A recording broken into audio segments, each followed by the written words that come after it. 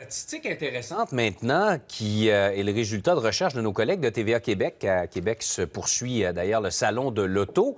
C'est que le pourcentage de 25 à 44 ans qui possèdent une voiture, soit qu'ils la possèdent, qu'ils l'ont achetée ou qu'ils la louent, est passé de 40 il y a une vingtaine d'années à 33 Donc, il y a une moins grande proportion de ces gens-là qui possèdent une voiture. J'en parle avec Antoine Joubert, chroniqueur automobile au Guide de l'auto. Salut Antoine!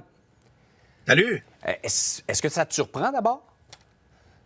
Ça me surprend pas parce que l'industrie automobile nord-américaine a pris un petit peu de temps à s'adapter à une espèce de nouvelle réalité. C'est-à-dire que pendant un certain temps, on continuait de vendre des voitures en vantant les mérites de la puissance, de la tenue de route, du muscle sous le capot, alors que c'est plus ce qui parlait aux jeunes acheteurs. Et là, tranquillement, pas vite, on s'est ajusté. On est arrivé avec des façons différentes de vendre des véhicules, avec de la technologie intégrée dans les véhicules, avec évidemment l'avènement des véhicules électriques. Et là, on sent qu'il y a peut-être un nouvel engouement pour les jeunes automobilistes à posséder une automobile parce que les produits les rejoignent peut-être un peu plus. Moi, j'ai vraiment cette impression qu'il y a eu un creux de vague et que c'est en train de remonter un peu. Mais c'est sûr que ça ne sera jamais ce que ça a déjà été de par le fait qu'il y a de plus en plus de jeunes qui vivent dans les grands centres et où l'automobile est peut-être un peu moins nécessaire. À partir du moment où on sort de l'île de Montréal, du centre-ville de Québec, une voiture devient quasi nécessaire parce que faut quand même être honnête, le transport en commun, bien qu'on veuille l'utiliser parfois, il n'est pas adéquat, il n'est pas pratique. Moi, je donne toujours l'exemple de ma fille. Je demeure sur la rive nord de Montréal, à 25 kilomètres de Montréal, et ma fille prend 2 heures pour aller au cégep chaque jour à partir de chez moi en transport en commun, ce qui a absolument aucun bon sens. Donc, d'où la raison pour laquelle il y a beaucoup de jeunes qui veulent avoir une automobile. Maintenant, ce que les statistiques ne disent pas, c'est que si les jeunes n'ont pas de voiture à leur nom, ils empruntent beaucoup plus la voiture de leurs parents. Évidemment que, bon, quand on a 35-40 ans, c'est une autre chose, mais les jeunes automobilistes, c'est de plus en plus cher assurer un véhicule, c'est de plus en plus cher posséder un véhicule, donc on va assurer le jeune sur la voiture de papa ou maman. Mais ça ne veut pas dire qu'ils n'utilisent pas l'automobile quand même. Est-ce que ça ne vient pas aussi du fait qu'on s'en est parlé déjà dans le passé, dans les dernières années, le prix moyen d'une voiture neuve a vraiment explosé. C'est rendu beaucoup moins abordable. Là. Des modèles neufs, là, je l'avais regardé moi pour ma fille il y a 2 ans quand on a magasiné. En bas de 20 000 il n'y a pas grand-chose. Il n'y a rien. Il n'y a rien. C'est pas grand-chose, il n'y a rien.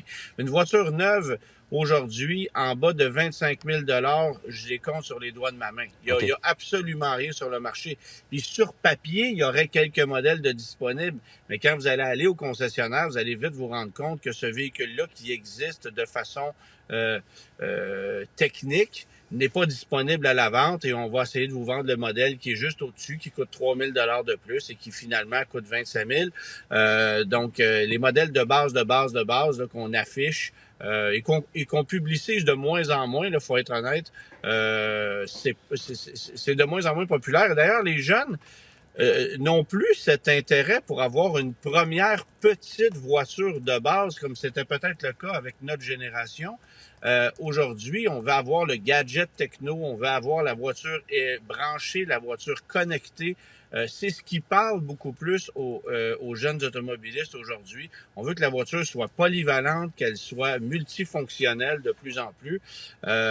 Et l'intérêt d'acheter une voiture équivalente à une Hyundai Accent, comme nous, on achetait peut-être lorsqu'on commençait, il n'est plus tout à fait là, si bien que les constructeurs délaissent ces produits-là les uns après les autres. Il n'en reste pratiquement plus sur le marché.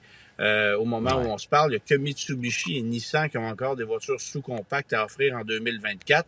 Et dès l'année prochaine, ça sera terminé. Et le marché des voitures usagées, ça retombe un peu, mais c'est encore très, très cher pour avoir accès à une voiture usagée. Antoine... Surtout les petites voitures, bien sûr. Oui, c'est ça. Antoine, en terminant, il nous reste très peu de temps, là, mais donc les fabricants automobiles n'auront pas le choix de rajuster le tir pour répondre aux besoins et surtout aux moyens de cette génération-là pour aller les chercher. Là.